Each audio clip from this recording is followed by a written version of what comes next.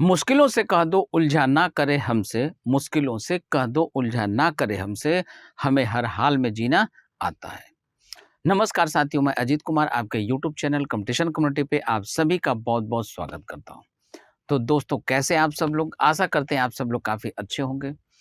आइए आज हम लोग अपने ग्रामर का एक नया टॉपिक शुरू करते हैं, कंजंक्शन। एक नया टॉपिक शुरू करते हैं, कंजंक्शन। कंजंक्शन आपके एग्ज़ाम में कहाँ-कहाँ देखने को मिलता है, आइए सबसे पहले ये हम आपको बताते चलें। कंजंक्शन आप देखेंगे आपके फिल इन द ब्लैंक्स में आपको देखने को मिलता है, कॉमन एरर के सेक्शन में मिलता है, सेंटेंस इंप्रूवमेंट के सेक्शन में मिलता है और क्लोज टेस्ट में भी मिलता है। अर्थात कंजंक्शन टॉपिक की हम बात करें तो कंजंक्शन टॉपिक कई जगहों पे आपकी मदद करता हुआ नजर आता है और सबसे अच्छी बात ये कि इस टॉपिक का बेनिफिट आपको रीअरेंजमेंट के सेक्शन में सबसे ज़्यादा देखने को मिलता है। कहाँ पे? रीअरेंजमेंट में इसका यूज आपको सबसे ज़्यादा देखने को मिलता है और रीअरेंजमेंट के आप यकीन माने या ना माने, आगे जब हम आपको रीअरेंजमेंट पढ़ाएँगे, तब आपको ये रियलाइज़ होगा कि रीअरेंजमेंट के क्वेश्चन को सॉल्व करते समय कंजंक्शन कितना इम्पोर्टेंट रोल प्ले करता है। और कंजंक्शन का यूज़ करते हुए ऐसे बहुत सारे आपके एग्ज़ाम में क्वेश्चन पूछे जाते हैं, जिसमें रीअरेंजमेंट के क्वेश्चन को आप देखते के साथ सेलेक्ट कर सकते हैं, देखते के साथ आप उसका करेक्ट आंसर कर सकते हैं कि हमारा आंसर ये वाला होगा। यानी कि विदिन सेकंड्स यदि आप चाहते हैं कि आपका रीअरेंजमेंट का क्वेश्चन बने, पीक्यूआरएस का क्वेश्चन बने, ठीक है? तो आपको वहाँ पे कंजंक्शन का प्रयोग ठीक तरीके से आना चाहिए। तो आइए आज हम लोग अपना कंजंक्शन का पहला क्लास यहाँ पे शुरू करते हैं और यहाँ से हम आगे लेकर चलते हैं आपको। आज देखिए हम लोग जो पढ़ना शुरू करेंगे, तो अभी हम लोग जिन क्वेश्चंस को बनाना शुरू करेंगे वो सारे के सारे क्वेश्चंस होंगे इनके ऊपर आधारित। लेकिन इनके ऊपर आधारित प्रश्नों को बनाने से पहले आइए हम थोड़ा-सा और आपको कुछ चीज़ें बताते चलें। कंजंक्शन करता क्या है? देखिए, कंजंक्शन जोड़ने का काम करता है और इंग्लिश ग्रामर में ऐसे 2 टॉपिक्स हैं, ऐसे 2 चैप्टर हैं जो जोड़ने का काम करते हैं। कौन-कौन से हैं भई? तो पहला आपको नज़र आता है कंजंक्शन, कौन-सा? कंजंक्शन। दूसरा कौन-सा है? तो दूसरा है आपका प्रीपोज़िशन। दूसरा कौन-सा है? दूसरा होता है आपका प्रीपोज़िशन। क्या होता है? तो दूसरा होता है प्रीपोज़िशन। अब दोनों में फिर फ़र्क क्या है भाई? ये भी हम सबों को पता होना चाहिए। जब दोनों जोड़ने का काम करता है तो दोनों में डिफ़रेंस क्या है सर? ये ज़रा आप हमें बता दीजिए। आइए ये भी हम आपको बताते चलें। देखिए, कंजंक्शन क्या करता है? 2 सेंटेंस हो, क्या हो? 2 सेंटेंस हो या क्लॉज़ हो, 2 सेंटेंस हो या क्लॉज़ हो, 2 सेंटेंस हो या क्लॉज़ हो। हालाँकि ये जोड़ता हुआ दिखाई आपको वर्ड्स को भी पड़ता है, बट ये बेसिकली वर्ड्स पे काम नहीं करता है, ये बेसिकली वर्ड्स पे काम नहीं करता है। कंजंक्शन वर्ड्स को जोड़ने का काम नहीं करता है। इस बात को आप ठीक तरीके से समझने का प्रयास करें। हालाँकि आप कोई भी इंग्लिश ग्रामर का बुक उठाकर देखेंगे, तो डेफिनेशन में लिखा हुआ है it connects, it joins two sentences, two clauses, two words, ठीक है? अब इन तीनों में क्या डिफ़रेंस है ये भी हम आपको बताएँगे, कैसे ये शब्दों को जोड़ता हुआ महसूस होता है, बट कंजंक्शन रियली वर्ड्स को जोड़ता नहीं है। ये भी हम आपको एग्ज़ाम्पल के माध्यम से समझाएँगे, ठीक है? अब देखिए यहाँ पे आपको क्या-क्या समझना है। तो इन तीनों को जोड़ने का काम और मूल रूप से इन दोनों को जोड़ने का काम कौन करता है? इन दोनों को जोड़ने का काम करता है कंजंक्शन। कौन करता है? कंजंक्शन करता है, ठीक है? बात समझ में आ रही है? तो फिर वर्ड्स को कौन जोड़ता है? प्रीपोज़िशन क्या काम करता है? प्रीपोज़िशन वर्ड्स को कनेक्ट करने का काम करता है। किसको? ये जो हमारा प्रीपोज़िशन है, ये वर्ड्स को कनेक्ट करने का काम करता है। किसको? वर्ड्स को जोड़ने का काम करता है प्रीपोज़िशन। बात समझ में आ गई? ठीक है? कुछ ऐसे वर्ड्स होते हैं जो प्रीपोज़िशन भी होते हैं, कंजंक्शन भी होते हैं। कुछ ऐसे वर्ड्स होते हैं जो प्रीपोज़िशन भी होते हैं, कंजंक्शन भी होते हैं। लेकिन दोनों के रूप में उनके प्रयोग में बहुत अंतर होता है, ठीक है? बात समझ में आ रही है? जैसे अभी आप सामने स्क्रीन पे देख पा रहे हैं, ये जो बट है, ये प्रीपोज़िशन का काम भी करता है, कंजंक्शन का काम भी करता है। ये सारी बातें हम आपको बताएँगे। आप कैसे पहचानेंगे कि कब ये प्रीपोज़िशन का काम करता है, कब ये कंजंक्शन का काम करता है, इन सभी चीज़ों पे डिटेल में हम आपके साथ चर्चा करेंगे। आज के इसी वीडियो में इन सभी तथ्यों पे हम आपके साथ चर्चा करेंगे। ठीक है दोस्तों? चलिए, अब हम लोगों को सबसे पहले ये डेफ़िनिशन क्लियर करने की ज़रूरत है कि वर्ड को जोड़ने का काम यदि प्रीपोज़िशन करता है, तो हम कैसे समझें कि वर्ड को जोड़ने का काम कंजंक्शन नहीं करता है। ठीक है? ये एक गंभीर मुद्दा है, ये एक बहस का मुद्दा है। आइए इसको हम लोग यहाँ से सीखना शुरू करते हैं और सबसे पहले यहीं से हम आपको समझाने का प्रयास करते हैं। देखिए, इनको सीखने के पहले हम आपको थोड़ा-सा ये भी बताते चलें कि सेंटेंस क्या होता है, क्लॉज़ क्या होता है, वर्ड क्या होता है। हम लोगों ने बचपन से जो पढ़ा है उसके अकॉर्डिंग अक्षरों के समूह को शब्द कहते हैं, group of letters is called उसको क्या कहते हैं, उसी को हम लोग कहते हैं वर्ड, ऐसा हम सब लोग जानते हैं, ठीक है? बट इंग्लिश ग्रामर में ऐसा नहीं होता है, क्यों नहीं होता है? इंग्लिश ग्रामर हिंदी ग्रामर से बिल्कुल अलग है। अब दोनों में कई जगहों पे समानता है, तो जहाँ पे समानता है वहाँ पे हिंदी ग्रामर की मदद लेकर आपको इंग्लिश ग्रामर समझाया जाता है, ठीक है? अब देखिए दोनों में क्या डिफरेंस है और कैसे ये अलग हो जाता है। इंग्लिश ग्रामर कहता है कि अक्षरों का ऐसा समूह group of letters having a complete meaning. अक्षरों का ऐसा समूह जिसका कुछ निश्चित अर्थ हो, विशेष अर्थ हो, कुछ मीनिंग निकले, उसी को कहेंगे हम लोग वर्ड, अदरवाइज़ उसको वर्ड हम लोग नहीं कहेंगे। जैसे आप हिंदी पढ़ते थे, तो हिंदी में याद कीजिए आपने पढ़ा था ची ची, ऐसे पढ़े थे? टें टें, आप ध्यान दीजिए, आपने ऐसे शब्द पढ़े थे, ठीक है? में इस प्रकार के शब्द आप पढ़े थे, ठीक है? अब ज़रा देखिए हिंदी ग्रामर में इसी को कहा गया निरर्थक शब्द कहा गया कि नहीं? मतलब हिंदी ग्रामर में इसको शब्द का दर्जा प्राप्त है। लेकिन इंग्लिश में ज़रा ध्यान दीजिए, आप 1 बार ए लिखते हैं, 2 बार बी लिखते हैं, 3 बार सी लिखते हैं, ठीक है? अब देखिए ये ग्रुप ऑफ लेटर्स तो हो गया, ग्रुप ऑफ लेटर्स तो हो गया, बट क्या इसका कोई मीनिंग है? नहीं है। इंग्लिश ग्रामर में इसको वर्ड का दर्जा प्राप्त ही नहीं है। बात समझ में आई? हाँ या ना? ठीक है दोस्तों, तो ये डिफरेंस था हिंदी ग्रामर और इंग्लिश ग्रामर में वर्ड के डेफिनेशन के अकॉर्डिंग। अब इसके आगे की चीज़ों को आइए और हम आपको विस्तार से बताना शुरू करते हैं। अब इसके आगे हम आपको बताएँ कि सबसे पहले अब आपको ये पता होना चाहिए कि सेंटेंस क्या होता है, क्लॉज़ क्या होता है। सेंटेंस क्या होता है भाई? तो सेंटेंस का जो डेफिनेशन है हिंदी ग्रामर में, उसके अकॉर्डिंग शब्दों के समूह को हम लोग क्या कहते हैं? सेंटेंस कहते हैं, ठीक है? लेकिन इंग्लिश ग्रामर में ऐसा नहीं है। इंग्लिश ग्रामर कहता है कि शब्दों का समूह हो, लेकिन उसका कुछ निश्चित या विशेष अर्थ निकले, उसी को हम लोग कहेंगे sentence. Group of letters having complete meaning, group of letters having complete meaning, अक्षरों का ऐसा समूह, अक्षरों का ऐसा समूह जो पूर्ण अर्थ स्पष्ट करे, उसी को कहेंगे सेंटेंस। क्या कहेंगे? सेंटेंस कहेंगे। जैसे आइए इसका भी एक एग्जांपल लेते हैं। सेंटेंस का एक एग्जांपल लेते हैं, जैसे एक एग्जांपल है ही प्लेज क्रिकेट, ठीक है? He plays cricket. अब देखिए ये ग्रुप ऑफ लेटर्स तो है, लेकिन इसका कंप्लीट मीनिंग निकल रहा है या नहीं निकल रहा है? चूंकि इन शब्दों के समूह का एक कंप्लीट मीनिंग निकल रहा है, पूर्ण अर्थ हमें प्राप्त हो रहा है, इसलिए इसी को हम लोग क्या कहेंगे? इसी को हम लोग कहेंगे सेंटेंस। क्या कहेंगे? इसी को हम लोग कहेंगे सेंटेंस।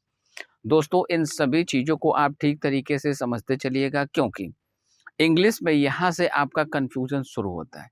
हम में से बहुत सारे बच्चों को ये पता ही नहीं है कि सेंटेंस क्या होता है, क्लॉज़ क्या होता है, ठीक है? तो यहाँ पे हम में से बहुत सारे लोग कन्फ्यूज़ होते हैं।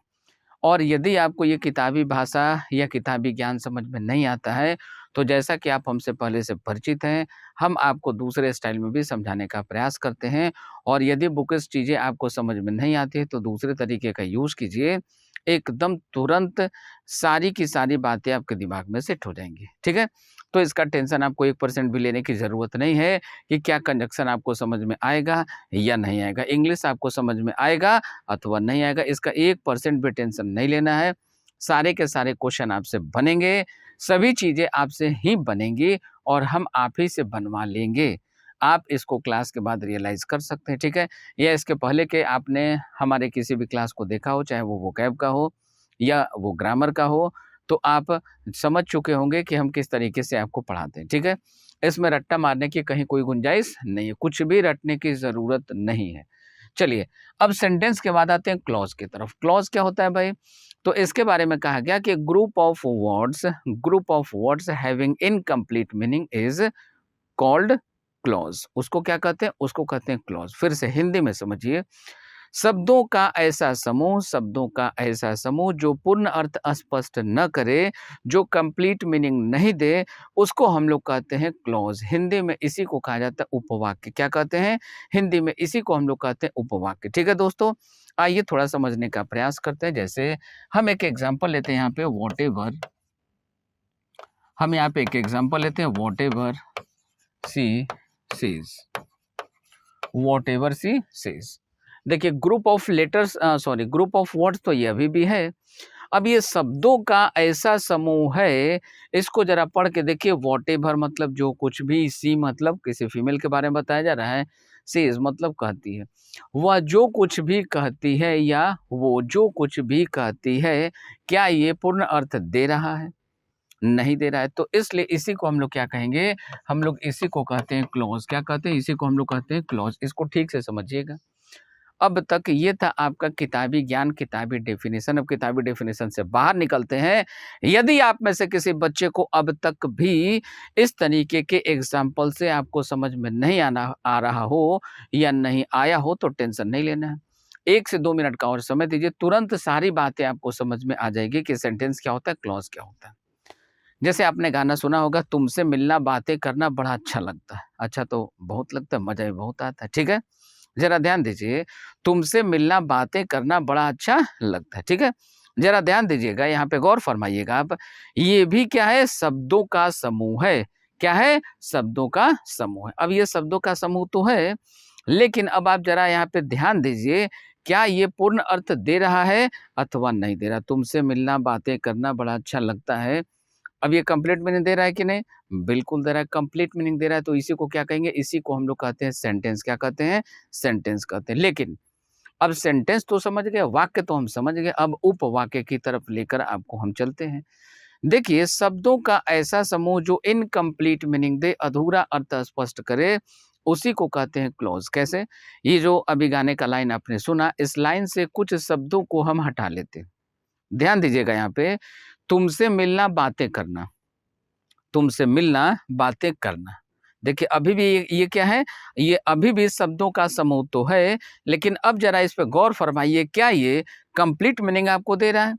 क्या ये आपको कंप्लीट मीनिंग दे रहा है? नहीं दे रहा है। नहीं दे रहा है तो फिर इसी को हम लोग क्या मानेंगे? इसी को हम लोग कहेंगे क्लॉज। क्या कहेंगे? क्लॉज। जैसे तुमसे मिलना बातें करना अच्छा लगता है कि बुरा लगता है, फायदेमंद है कि नुकसानदेह है, कैसा है, कुछ पता चला?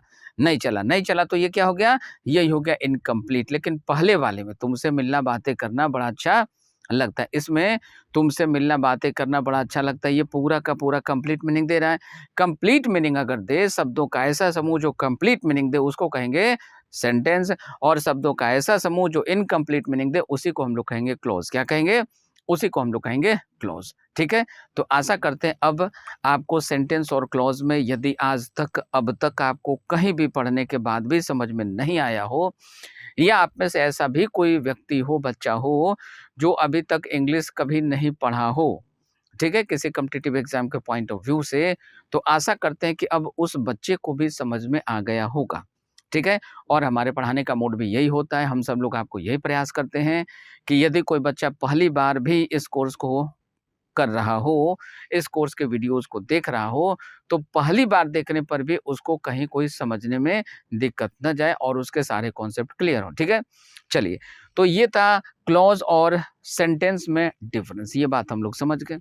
अब वर्ड्स क्या होते हैं? तो वर्ड्स के बारे में हम सबसे पहले आपको बता चुके हैं कि ए 2 बार लिखे हमने, या ए 1 बार लिखे, बी 2 बार लिखे और सी को 3 बार लिखे।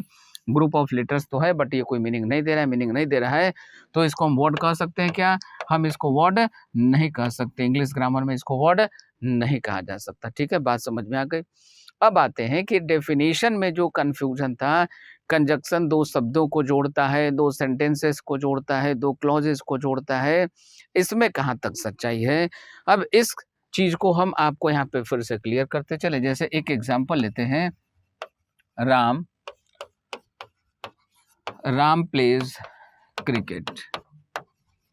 ठीक है, दूसरा एक और सेंटेंस लेते हैं, श्याम प्लेज चेस। ठीक है, जरा ध्यान दीजिएगा, या ज़्यादा बेहतर है कि इसमें हम लोग यहाँ पे चेस की जगह यहाँ पे हम लोग यूज करें क्रिकेट। ठीक है, तो थोड़ा सा कंपैरेटिवली इजी होगा। देखिए, अब ये दोनों क्या है? दोनों अलग अलग सेंटेंस है। Ram pledge cricket, Ram cricket खेलता है, श्याम प्लेज क्रिकेट, श्याम भी क्रिकेट खेलता है। ठीक है, जरा ध्यान दीजिएगा। अब इन दोनों सेंटेंसेस को अगर जोड़ना है, कंबाइंड करके, कंजक्शन का यूज करके हमें इन दोनों को एक बनाना है, तो हम कैसे लिख सकते हैं? हमारा आंसर क्या आता है भाई? तो ज़रा यहाँ पे ध्यान दीजिए, हमारा आंसर आता है, या हम सब लोग लिखते हैं, आप भी इसको बचपन से लिखते आ रहे हैं, राम एंड श्याम। अब यहाँ लिखते हैं हम लोग प्ले, और यहाँ लिखते हैं सीधा क्रिकेट। हाँ या ना? ये बात तो अब आपको समझ में आ गई होगी।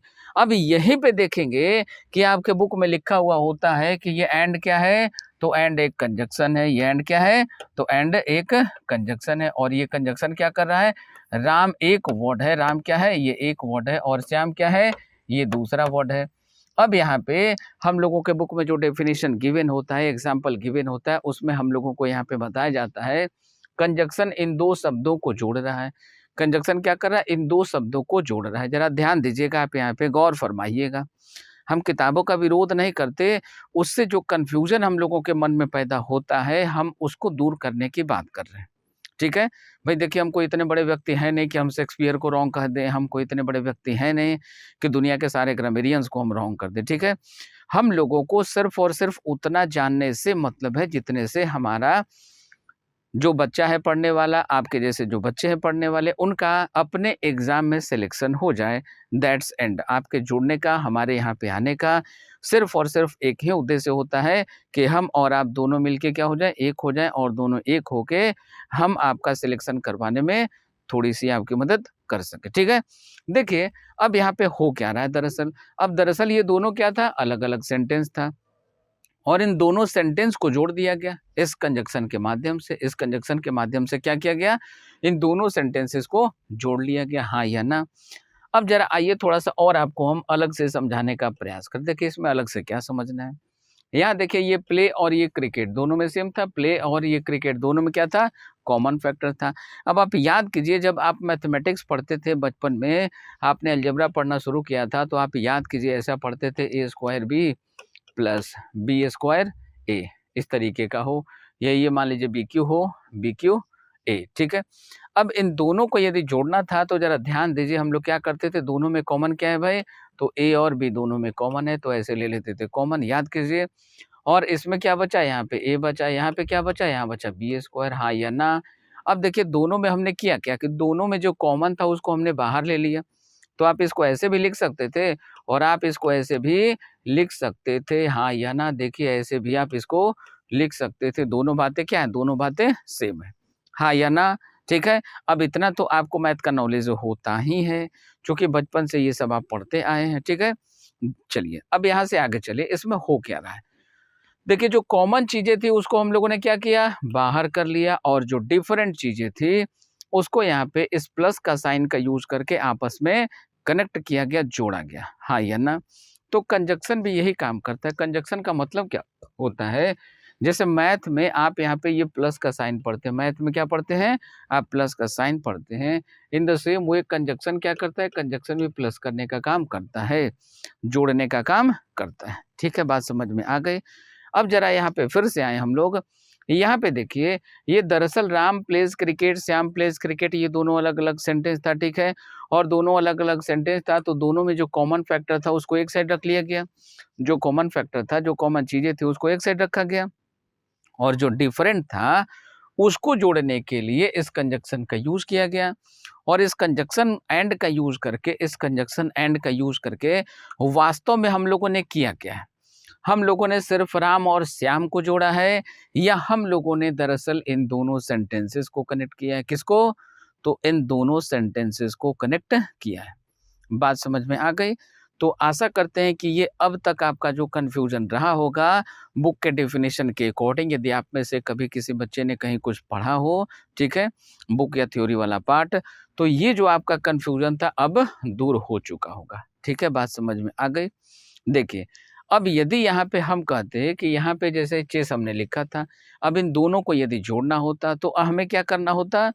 या यहाँ पे प्ले चेस की जगह होता है यहाँ पे वॉचेस मूवी, ठीक है, या टीवी सीरियल, ठीक है, कुछ भी ऐसा। अब ये दोनों सेंटेंस अलग अलग हो जाता है। अब इसको यदि जोड़ना होता तो हम कंजक्शन किसका यूज करते हैं? बट का यूज करते हैं, क्योंकि दोनों क्या हो गया? कॉन्ट्रास्ट हो गया भाई, एक पढ़ता है दूसरा खेलता है। ऐसा कुछ अगर होता तो हम लोग एंड का यूज न करके हम लोग बट का यूज करते, या ऐसे किसी भी दूसरे सुटेबल कंजक्शन का यूज करते। अर्थात अब तक हम आपको ये समझाने का प्रयास कर रहे थे कि कंजंक्शन 2 सेंटेंसेस को जोड़ता है, 2 क्लॉजेस को जोड़ता है। ठीक है, बात समझ में आ गई? चलिए यहाँ से आगे चलते हैं। कुछ और अब हम आपको समझाने का प्रयास करते हैं। देखिए अब कुछ और क्या समझना है।